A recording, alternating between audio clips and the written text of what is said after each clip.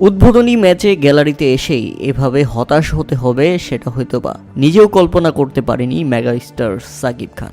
Batting ব্যর্থতায় রংপুর রাইডার্সের কাছে ব্যাপকভাবে অর্থাৎ লজ্জাজনকভাবে হার। সাকিব খানের ঢাকা ক্যাপিটালসকে একাই গুড়িয়ে দিয়েছেন শেখ মেহেদী হাসান। এই বোলার তুলে নিয়েছেন 4 উইকেট, যেখানে 4 ওভারে তিনি খরচ করেছেন মাত্র 27 রান। উল্লেখ্য, প্রথমে ব্যাটিং করতে নেমে রংপুর রাইডার্সের শুরুটা মোটেও ভালো ছিল না।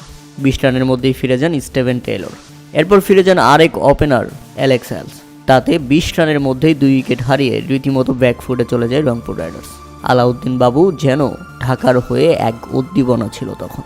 সেখান থেকে সাইফ হাসানকে সঙ্গে নিয়ে ইফতিকার আহমেদ গড়তে থাকেন দুর্দান্ত জুটি। শেষ দিকে দলের হাল ধরেন খোজদিল শাহ। তাতে নির্ধারিত 20 ওভারে 6 উইকেট হারিয়ে 191 রানের লড়ুক সংগ্রহ দাঁড় করাতে পারে রংপুর রাইডার্স। দলের হয়ে সর্বোচ্চ 38 বলে 49 রান করেন ইফতিকার আহমেদ।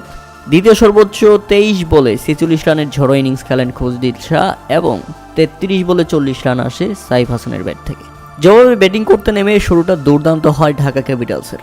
তরুণ ওপেনার তানজিদ হাসান তামিম এবং লিটন কুমার দাস 2 ব্যাটসম্যান মিলে এমনভাবে শুরু করেছিল তাতে পার প্লেতেই কোনো উইকেট না হারিয়ে স্কোরবোর্ডে জমা হয় 58 রান। তাতে মনে হচ্ছিল 2-1 ওভার হাতে রেখেই জিতে যাবে ঢাকা, কিন্তু না, সেখানেই ঝামেলা বাঁধিয়ে দিল শেখ মেহেদী হাসান।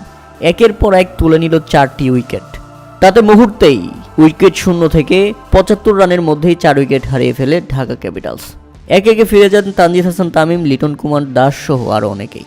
তখন তো গ্যালারি থেকে হতাশ হয়ে তাকিয়ে থাকাটাই স্বাভাবিক ছিল সাকিব খানের জন্য, কেননা এরপর থিসারা পেরেরা দলটির অধিনায়ক ভালো খেলার ইঙ্গিত দিলেও 17 রানের বেশি করতে পারেননি তিনি। পেরেরা ফিরলে 96 রানের মধ্যেই ঢাকা ক্যাপিটালস হারায় 5 উইকেট। এরপর আরও একটি উইকেট পড়লে রীতিমতো ম্যাচ থেকেই ছিটকে যায় তারা।